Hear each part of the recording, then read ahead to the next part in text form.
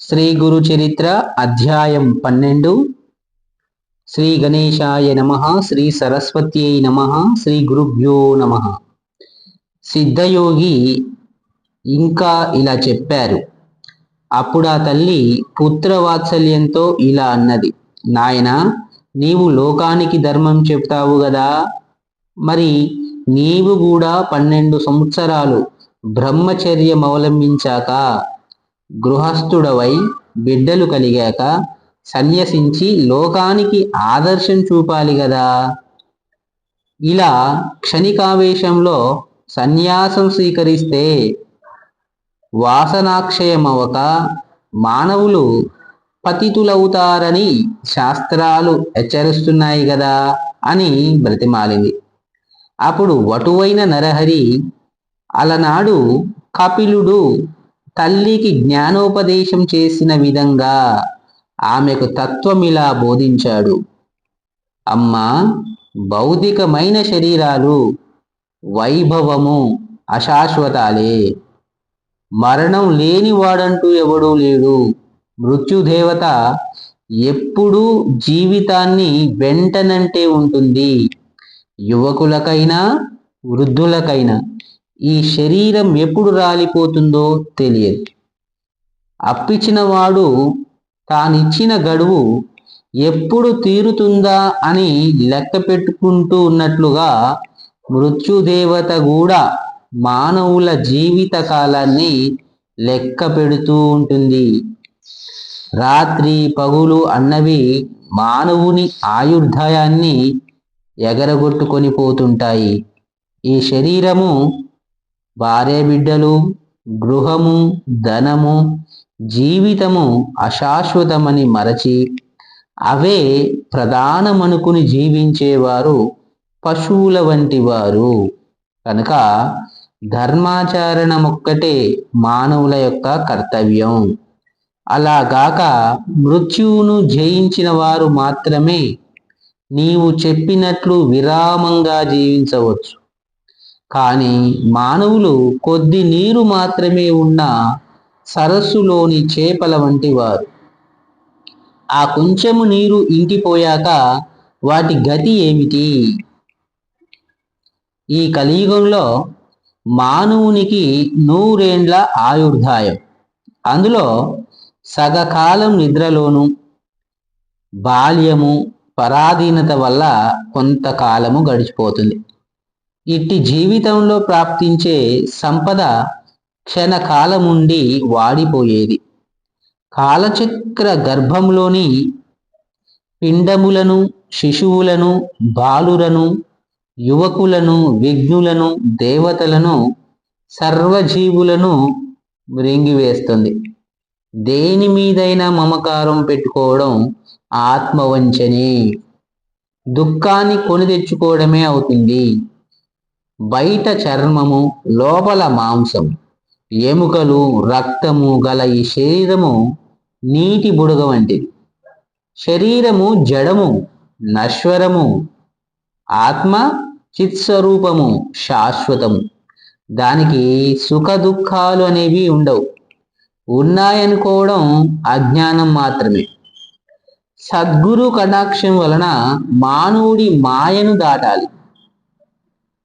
సద్గురు యొక్క కటాక్షంతోటే మానవుడు మాయ అనేటువంటి జీవితాన్ని దాటవలసి ఉంటుంది.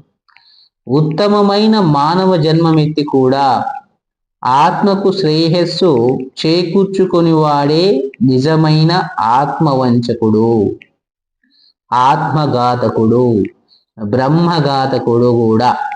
అమ్మా, ఈ మాట సామాన్యుల విషయంలోనే ఇంత వాస్తవమైతే కారణ జన్ముడనైన నాకేది కర్తవ్యం?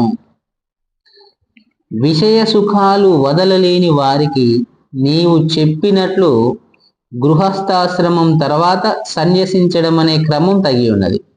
అంతవరకు వాళ్లకు ఓకే. నాకట్టి విషయ వాసనలే లేవు గనక ధీమంతుడనైన నాకు ఎట్టి విఘ్నాలు రాజాలవు.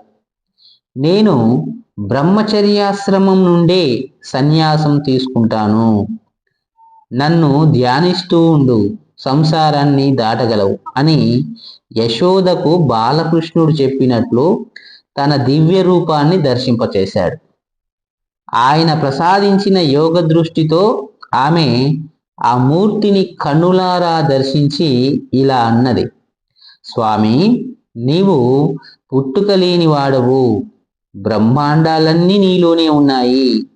బ్రహ్మకు కూడా నీ గుణరూపాలు కొంచెమైనా తెలియరానివి.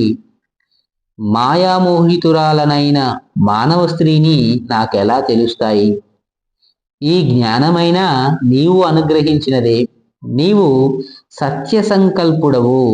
నీ సంకల్పానికి నేను అడ్డు చెప్పను. లోకహితం చేయడానికే అవతరించిన నిన్ను నా పుత్రుడవని తలచి ఇంత పెట్టుకొనడం తగదు. అంతే, నీ యొక్క ఈ దివ్యమైన ఆకారము నా మనసులో స్థిరంగా నిలిచేటట్లు అనుగ్రహించు. నాకింకా పుత్రులు కలుగుతారన్నావు. మాకింకొక్క బిడ్డ పుట్టే వరకైనా నీవిక్కడే ఉండు. అప్పటి వరకు సన్యసించడానికి నేను అనుమతించను. నీవు నా మాట వినకుండా వెళ్ళిపోతే నేను మరణిస్తాను. నిన్ను విడిచి నేను బ్రతకలేను అని ప్రార్థించింది. అప్పుడు శ్రీహరి, అమ్మ, నీకొక సంవత్సరంలోగా కవలలు పుడతారు. అంతవరకు ఉంటాను గాని ఆ తర్వాత నా సంకల్పానికి అడ్డు చెప్పకూడదు అని ఆమె వద్ద మాట తీసుకున్నాడు. అతడు పరమేశ్వరుడన్న జ్ఞానంతో స్వామిని ఆ దంపతులు నిత్యము అర్చిస్తుండేవారు. చతుర్వేద పారంగతులు, షట్శాస్త్ర నిపుణులు కూడా ఆయన వద్ద విద్యార్థులై కృతార్థులయ్యారు. ఆయన ఎందరికో వేదాలు బోధించేవారు. పామరులకు ఆయన ధర్మ సూక్ష్మాలు చెప్పేవారు. ఇలా సంవత్సరం గడిచేసరికి అంబకు 2 మగపిల్లలు పుట్టారు. వారికి 3 నెలలు రాగానే ఒకరోజు అంబ పిల్లలను ఆడిస్తుంటే నరహరి వచ్చి, అమ్మ, నేను చెప్పినట్లే వీరిద్దరు పుట్టారు. నీకింకా 2 కొడుకులు, 1 కూతురు కూడా కలుగుతారు. నీ కోరిక ఫలించింది. నా మాట నిలబెట్టుకున్నాను. కనుక నీవిచ్చిన మాట ప్రకారం నాకు అనుమతిస్తే నేను తీర్థయాత్రలకు బయలుదేరుతాను. అయితే నీవు మాత్రం నన్ను సంతోషంగా సాగనంపాలి అన్నారు. అప్పుడు తల్లిదండ్రులు ఆయనకు నమస్కరించి, మేమింతవరకు మాయలో తగులుకొని నీవు మా బిడ్డవనే భ్రాంతితో ఎప్పుడైనా నిష్ఠూరాలాడి ఉంటే మమ్మల్ని క్షమించు. నీవే మా కులదైవమని ఇప్పుడు తెలుసుకున్నాము. నీవు మా వంశాన్ని ఉద్ధరించడానికి ఇక్కడ జన్మించావు. నీవు మా రక్త మాంసాలు పంచుకోవడం ద్వారా మా దేహాలు కూడా పవిత్రమైనాయి. ఇక ముందు మా గతి ఏమిటి అన్నారు. మీ దర్శనం మాకింకెప్పటికీ లేకుంటే మేమెలా జీవించగలము అన్నారు. అప్పుడు నరహరి, మీరెల్లప్పుడూ నన్ను ధ్యానించండి, మీకిక జన్మ ఉండదు. అమ్మ, నీకు నన్ను చూడాలని ఉంటే నన్ను స్మరిస్తే తక్షణమే నీకు నా దర్శనమవుతుంది. 30 సంవత్సరాల తర్వాత నేను మళ్ళీ మీ వద్దకు వస్తాను అని చెప్పాడు. అలా తల్లిదండ్రుల అనుమతి తీసుకొని ఆయన తలపై శిరస్త్రాణము, కౌపీనము, కాషాయంభరము చేత దండము ధరించి చిరునవ్వులొలికిస్తూ మహా సంతోషంగా బయలుదేరాడు. ఆ దృశ్యం చూసిన జనం 9 సంవత్సరాల పిల్లవాడు ఇల్లు విడిచిపోవడానికి ఆ తల్లి ఎలా అనుమతిస్తున్నది అని ఆశ్చర్యపోయారు. కొందరు, ఈయన అవతారమూర్తి, ఈయనను కన్న తల్లిదండ్రులు ధన్యులు అన్నారు. సాధువులు ఆయన భగవంతుడనే భావంతో నమస్కరించారు.